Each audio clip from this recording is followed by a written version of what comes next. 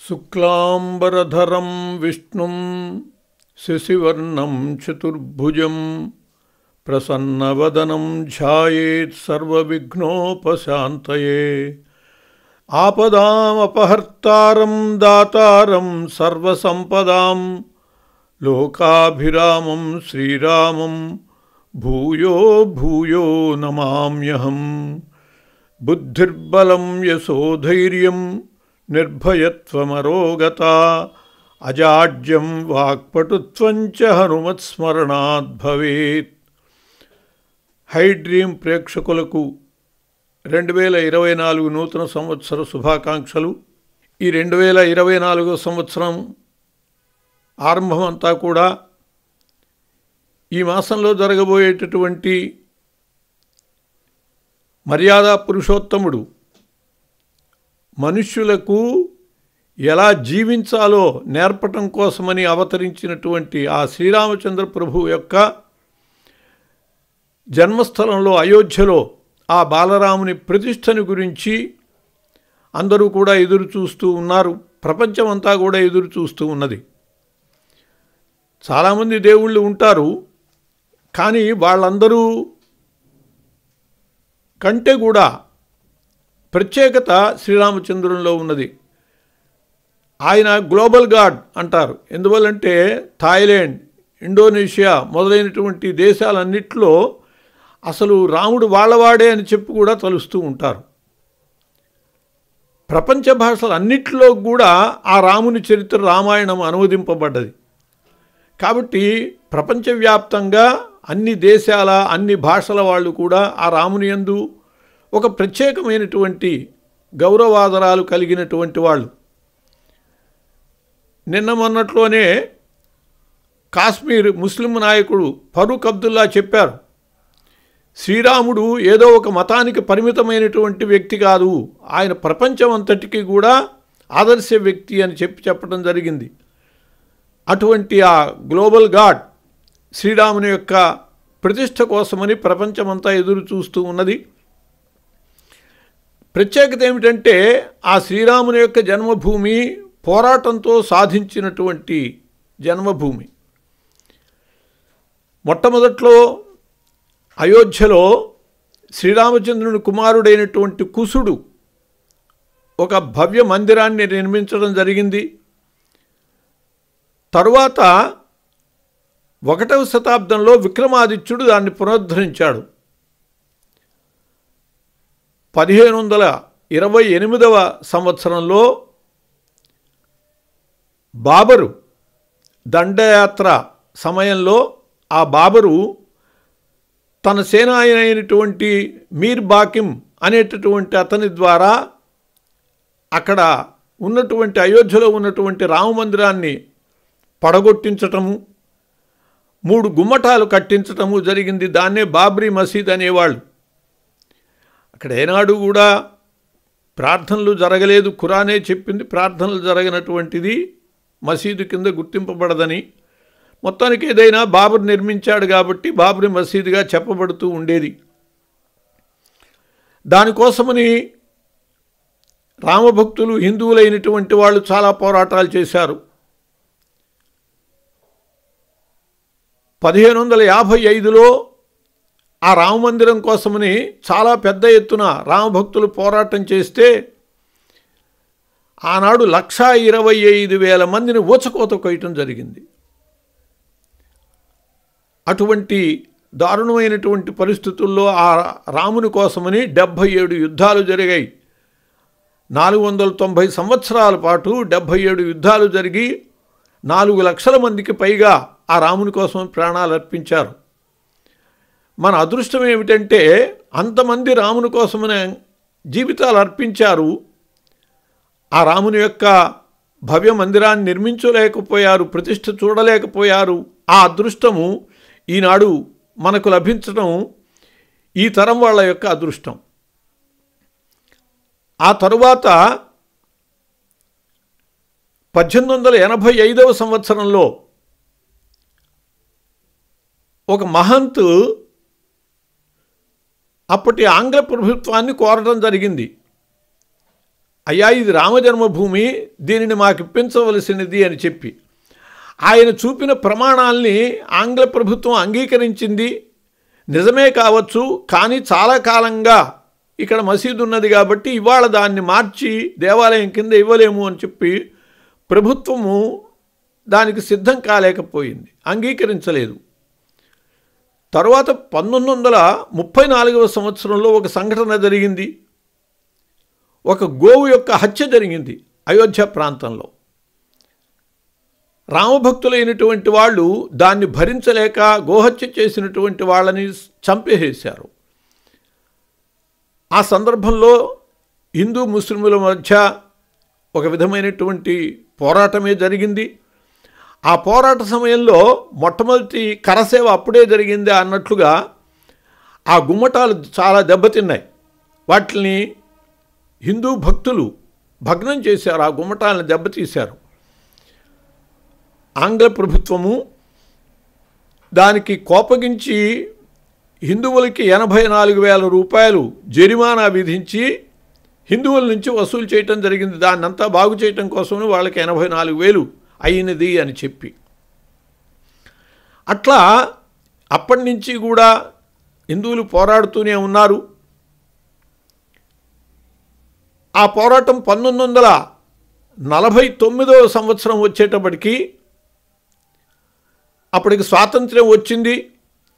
సోమనాథ మందిరం కూడా నూతన ప్రభుత్వం కొంత సహకరించటము, సోమనాథ మందిరాన్ని మళ్ళీ పునరుద్ధరించడం జరిగింది.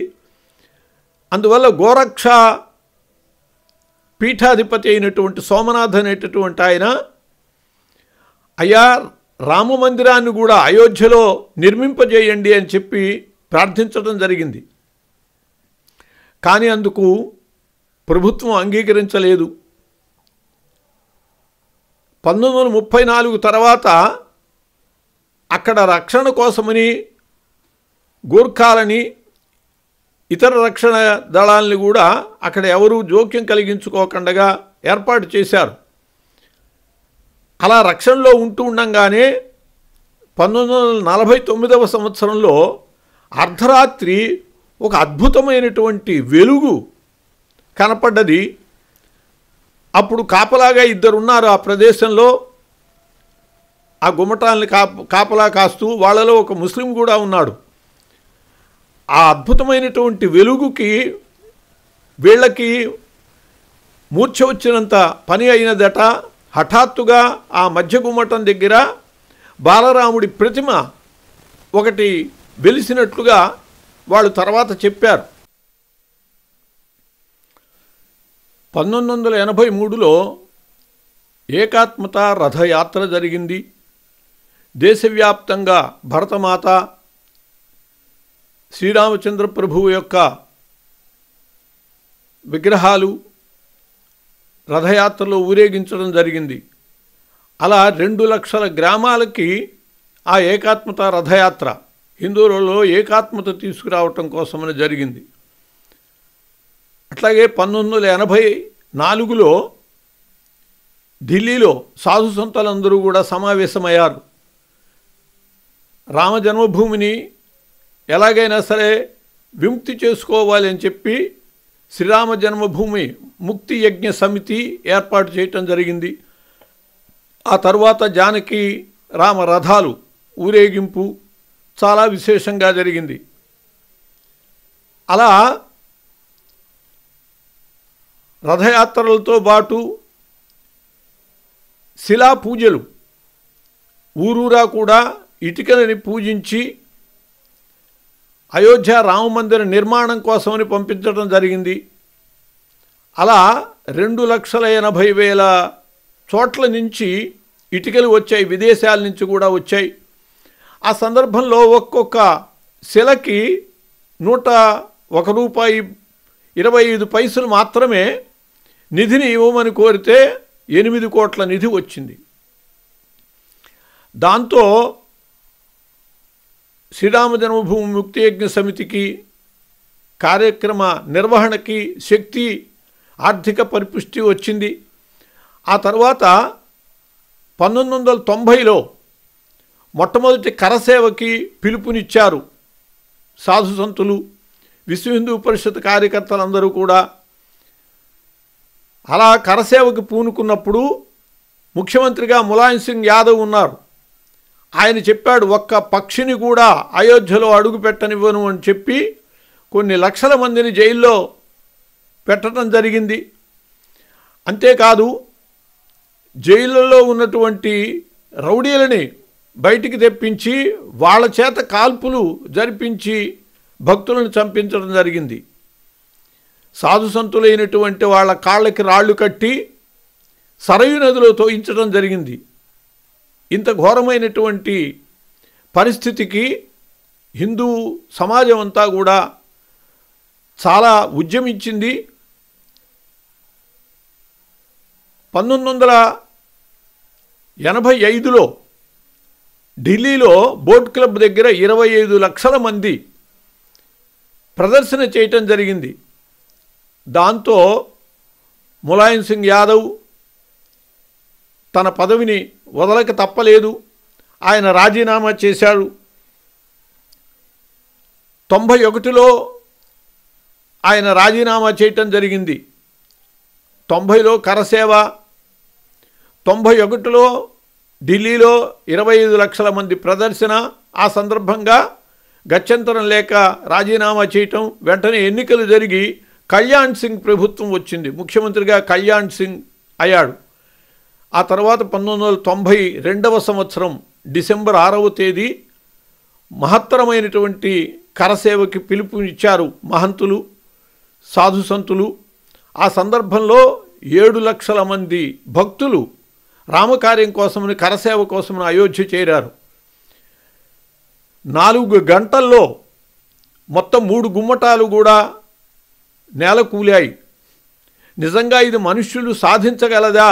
సాక్షాత్తు రామకార్యం కోసమని హనుమంతుడే వచ్చి ఆ పని చేసి ఉంటాడు అని కూడా సమాజం అనుకున్నది. అలాంటి పరిస్థితుల్లో అట్లా గుమ్మటాలు నేలకూలటము, 4 గంటల్లోనే మళ్ళీ మందిరాన్ని ఏర్పాటు చేసి బాలరాముడిని అక్కడ ప్రతిష్ఠించడం జరిగింది. ఈ పరిస్థితుల్లో అక్కడి నుంచి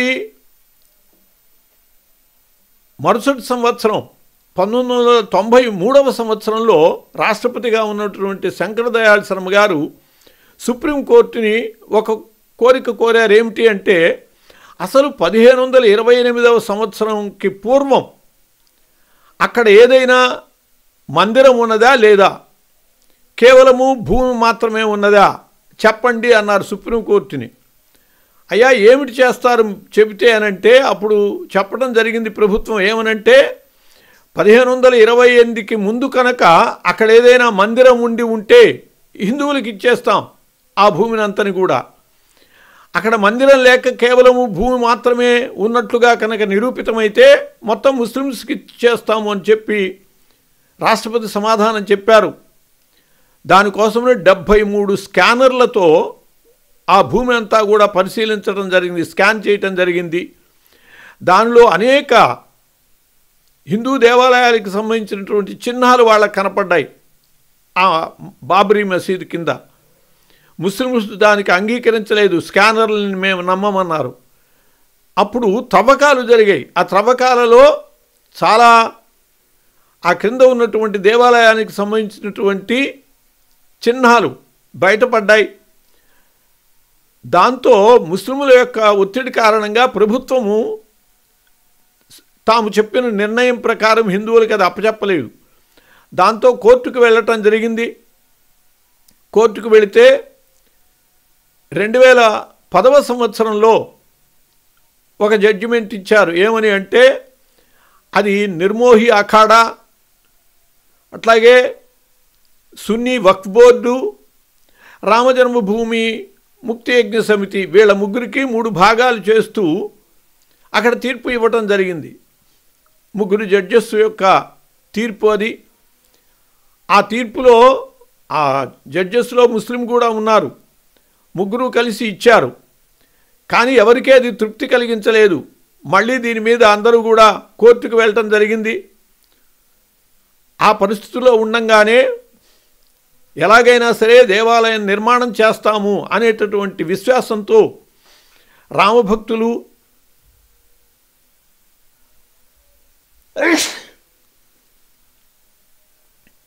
రామజన్మభూమి ముక్తి యజ్ఞ సమితి సాధు సంతులు అందరూ కూడా ప్రయత్నం చేస్తూ శిలలను ఊనించటం మొదలుపెట్టారు. రాజస్థాన్ నుంచి శిలలను తెప్పించి దేవాలయం నిర్మాణానికి అప్పటికప్పుడు వీటిని ఏర్పాటు చేస్తే నిర్మాణం పూర్తయ్యేటట్లుగా పెద్దలు ఆలోచించారు. 2014లో అప్పుడు నేను ఉభయ రాష్ట్రాలు కలిసి ఉన్నాయి.